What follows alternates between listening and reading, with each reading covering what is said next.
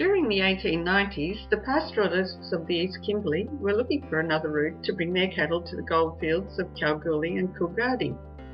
Their cattle were infested with tick and so were prevented from travelling through the West Kimberley to the port of Derby.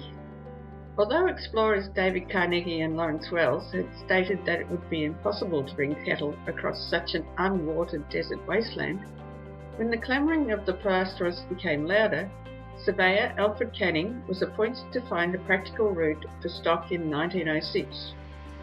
Canning and 7 other men left Wiluna in May 1906.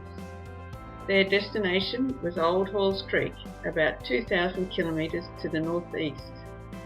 13 months later, they returned with optimistic reports on the availability of water and feed. In 1908, Canning headed the well sinking expedition, leaving Wiluna with a working party of 30 men, 70 camels, nearly 4 tons of provisions, and over 100 tons of material and equipment. It was 2 years before they returned to Wiluna after setting up 54 watering points, of which 48 were wells. And since Canning had been the leader of both the survey and well sinking expeditions, the stock route was officially named after him. Well, that's enough for the history for now. Our group decided to start their journey on the Canning stock route at the north end at Wiluna, a small community on the Tanami Road, about 180 kilometres south of Halls Creek. We filled up on fuel and some last-minute food items at the store, as this was the last opportunity for fuel and supplies for the next 700 kilometres, until the next community near Well 33. The Canning stock route has been well used over the last few years, and we found that every straight piece of track was very corrugated, on a scale of bad, worse and worst. Fortunately, there were some windy sections and plenty of sand dunes for relief from the hammering. There are many highlights found along the Canning stock route, although there is little remaining of either wells 51 and 50. Well 49 is the first well encountered that has been reconstructed. It has always been known for crystal clear, sweet-tasting water, so it's a very good place to top up water supplies. Near the well is the grave of Jack Smith, who died during a 1939 cattle drive with the well-known drover George Lanigan. Jack had been badly hurt when a horse fell on him. He became very ill near well 45 and was sent back to well 49, where he died in his swag. Soon after well 49, the striking form of the Breaden Hills appears on the horizon. This is a very scenic area and well worth exploring. 2 features stand out: the Breaden Pool, which is an easy walk from the car park, and Godfrey's tank.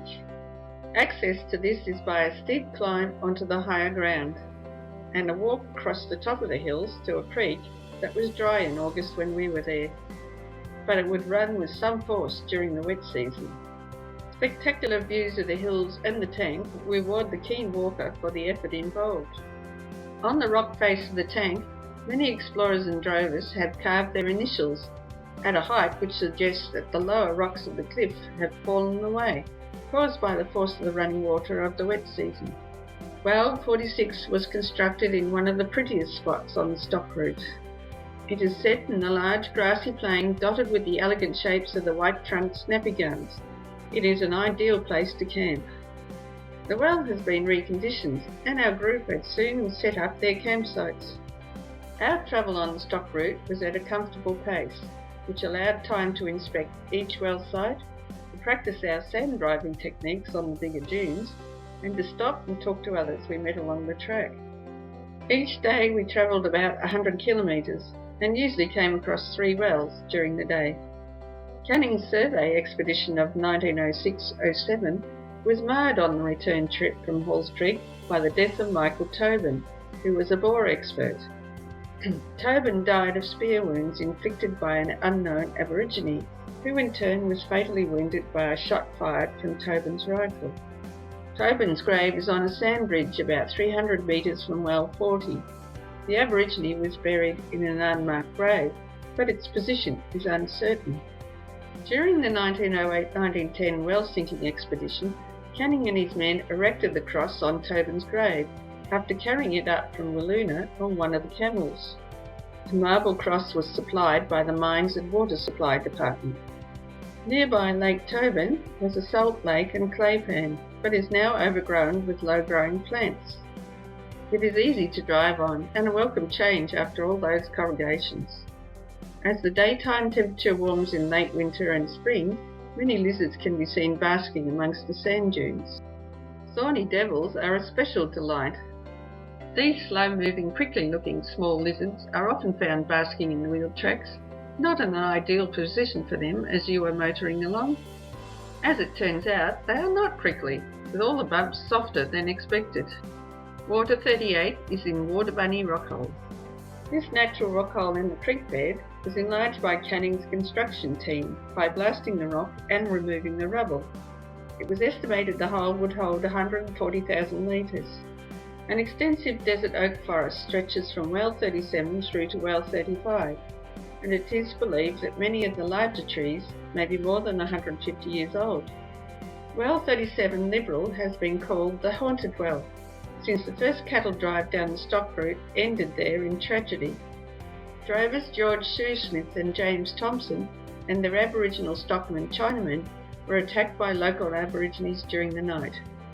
Their bodies were discovered months later by Tom Cole, who was leading the next cattle drive on the stock route. The graves can be found approximately 55 metres from the well. Another grave nearby belongs to John McClernand, a member of an oil exploration party who was clubbed to death during an attack by Aborigines 31 kilometres east of the well in 1922. The party had unwittingly camped at a native waterhole and were attacked while they slept.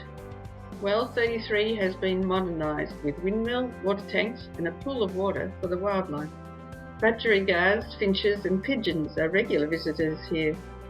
The community of Coonawarra is not far from well 33 and is a welcome stop for travellers where the store is well stocked and fuel for the next 800 kilometres is available. Next month I will continue our journey into the southern section of the Canning stock route.